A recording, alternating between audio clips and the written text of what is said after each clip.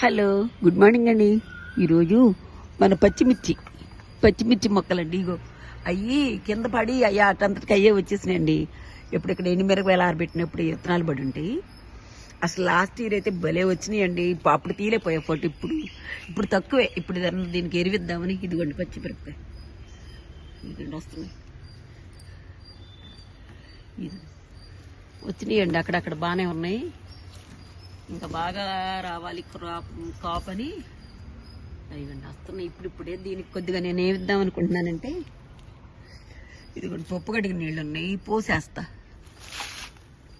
మళ్ళంటి మొదట్లో వచ్చేసిందండి. ఇది పోచండి ఎంత వచ్చింది, చిన్ని మొక్కే. ఇంకంటే పక్కన నేను చూపిస్తానండి.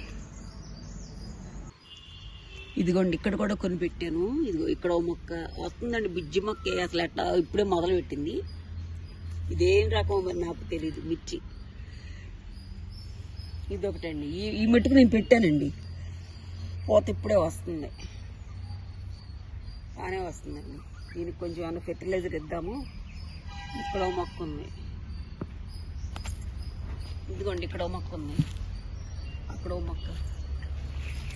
ఏంటి ఇది ముందే ఏంటి ఎర్రగా ఒక రకంగా ఎల్లో కలర్లో వస్తున్నాయి. మరి ఇది ఏ రకమో నాకు తెలీదు.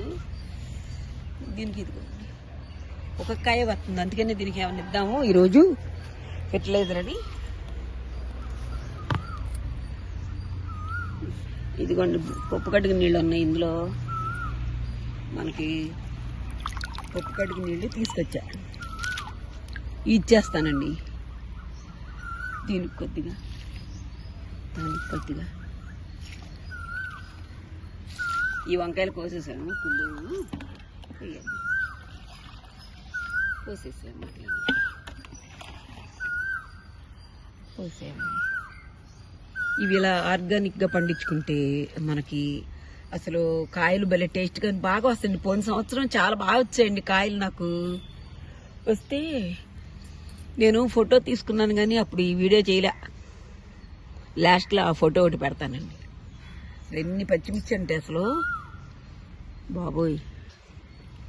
ఇలా ఆర్గానిక్గా మనం చక్కగా ఫెర్టిలైజర్స్ ఇచ్చుకుంటూ, కంపోస్ట్ ఇచ్చుకుంటూ చేస్తే భలే టేస్ట్గా ఉంటాయి. కాయలు కూడా బాగుంటాయండి. మనకి ఆరోగ్యానికి ఆరోగ్యం, సంతోషానికి సంతోషం. ఎలా చేసుకుంటుంటే మీకు నచ్చితే ఒక లైక్ చేయండి, షేర్ చేయండి, సబ్స్క్రైబ్ చేయండి. థ్యాంక్స్ ఫర్ వాచింగ్ అండి.